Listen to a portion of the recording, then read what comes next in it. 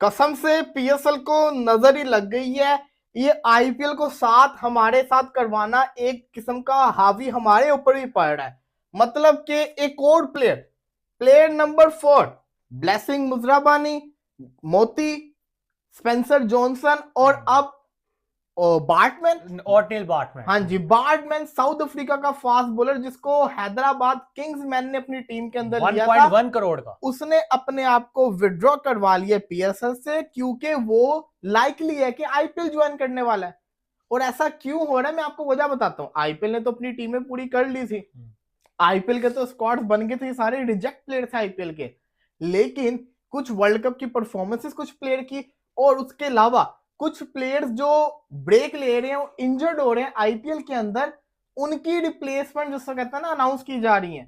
जैसे कि PAT Cummins, Hazlewood available नहीं है, जैसे कि अभी वो सैम करन इंडिया के आईपीएल का अनफिट हो गया है, लोकी फर्ग्यूसन अनफिट हो गया है, इसी के साथ साथ एक और प्लेयर है वो जिसको कहते हैं ना अनफिट हो गया, बाहर हो गया, रूल आउट हो गया, Nathan Eli south Africa Australia का। तो इनकी रिप्लेसमेंट ढूंढी जा रही है। और मसला यह है कि प्लेयर आईपीएल के अनफिट हो रहे हैं, उनको टेंशन होनी चाहिए, लेकिन टेंशन हमारे ऊपर ज्यादा आ गई है। पाकिस्तान में इस टाइम पूरा डर का माहौल है क्योंकि जो हमारी पीएसएल है उसमें भी सिक्योरिटी थ्रेट्स आना शुरू हो चुके हुए हैं। और अगर आपको मैं बताऊं इस टाइम पाकिस्तान में जो सिचुएशन चल रही है, क्योंकि आपको पता है कि पीएसएल आ रहा है और पीएसएल लास्ट ईयर जो पीएसएल हुआ था आप सबको पता था कि जो हुआ, फिर पीएसएल रुकवा दिया गया, फिर आईपीएल भी रुकवा दिया गया। आपको पता है जो सिचुएशंस हुई थी, लेकिन इस दफा थोड़ी सिचुएशंस डिफरेंट है। आपको पता है कि पाकिस्तान और अफगानिस्तान के दरमियान जो भी चल रहा है उस हवाले से जो है वो पाकिस्तान में पीएसएल में बड़े सिक्योरिटी थ्रेट्स आ रहे हैं और ऑस्ट्रेलियन प्लेयर्स हैं जो उनको भी जो है उनके बोर्ड ने मना कर दिया है। कोई कह रहा है कि जी उनके बोर्ड ने यह मना किया कि जी आपने पीएसएल में नहीं शामिल होना।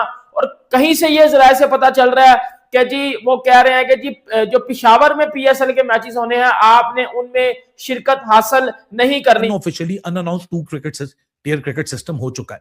अहमद शहजाद तो कह रहे हैं भाई IPL is better than PSL, इस पे तो आगे भंगड़े डाल देना चाहिए। लेकिन बात भंगड़े की नहीं है, बात है लॉजिक की। अब मैं मोटी मोटी बात आपको बता देता हूं बेसिकली अहमद शहजाद क्या रहे हैं।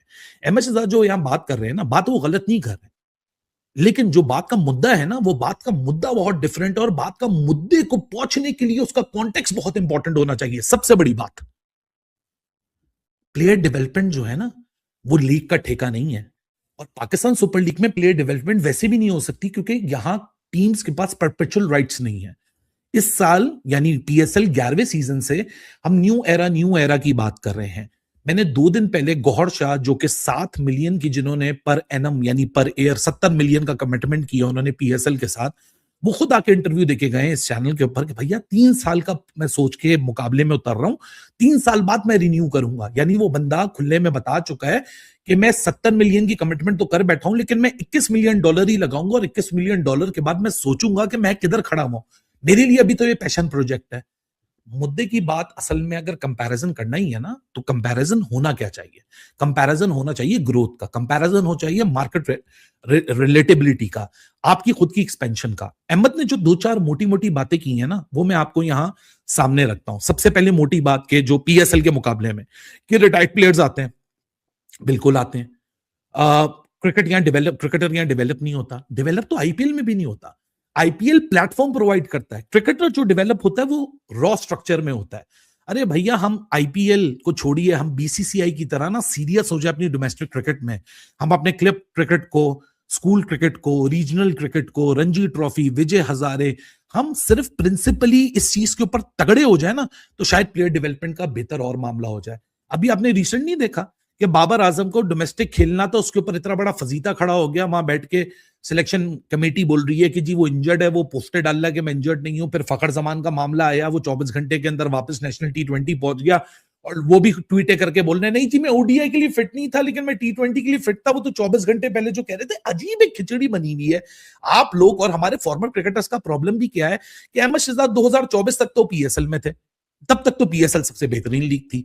वंस वो पीएसएल से आउट हो गए अब उनके लिए प्रॉब्लमैटिक हो गई। भाई अगर मुद्दे पे बात करनी है तो असल मुद्दे पे तो लेकर आओ। असल मुद्दा क्या है? Player development. प्लेयर डेवलप नहीं करती आईपीएल, आईपीएल उनको सिर्फ प्लेटफॉर्म देती है। और फिर फ्रेंचाइज के पास परपेचुअल राइट्स हैं और इतने सालों से वो लोग इन्वेस्टमेंट कर रहे हैं। अब हर एक फ्रेंचाइज टीम जो आईपीएल में एग्जिस्ट करती है वो अपने में एक यूनिकॉर्न बन चुकी है। यूनिकॉर्न क्या होता है? यूनिकॉर्न वो कंपनी या ऑर्गेनाइजेशन होती है जिसकी जो टोटल वैल्यूएशन होती है वो $1 बिलियन से ऊपर होती है।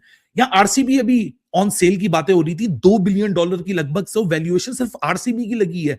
मुंबई इंडियन अलग है, सीएसके अलग है, आरसीबी सिर्फ एक दफा टाइटल जीती हुई है, वहां सिर्फ एक